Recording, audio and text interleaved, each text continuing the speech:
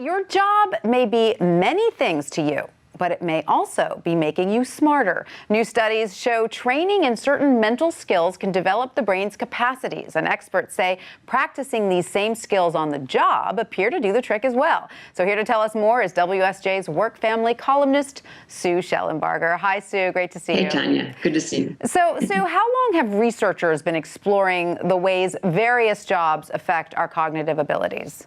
Well, for more than a decade, neuroscientists have been looking at the tendency of the brain to increase density or activation in certain parts related to your job. And musicians, athletes, math professors, even writers show patterns of activation or increased density of gray matter in the brain. And then more recently, management experts have begun taking a closer look at the specific cognitive skills we need for individual jobs and spatial reasoning for engineering and so on.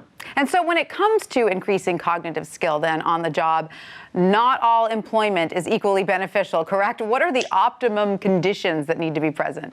It's almost like training for a marathon. I think you need to have a job that's challenging, that is stimulating to you, where you're moving on to progressively harder tasks all the time, and you're reaping rewards that are incentive enough for you to keep trying very hard.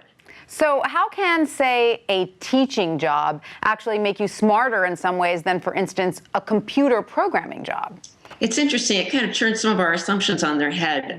A teacher actually gets a tremendous amount of stimulation from the environment, and long-term studies have shown that their cognitive skills tend to decline less rapidly than, say, an engineer who might be working in an office without as much stimulation or interaction with other people. So we really need those details coming at us to keep the mind nimble and quick. That's so interesting. So a social work environment seems to be one of the key factors, correct? Well, assuming that there's a lot of stimulation there, interesting conversations, things that keep your mind active and alert. So what are some of the key things we want to keep in mind if we want to keep growing mentally at work? It's something that probably we all want to do.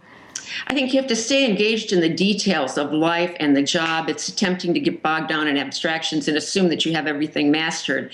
You need to seek out tasks that are hard, maybe even uncomfortably so. Be willing to fail and be able to bounce back from that and do work that really never allows you to master it.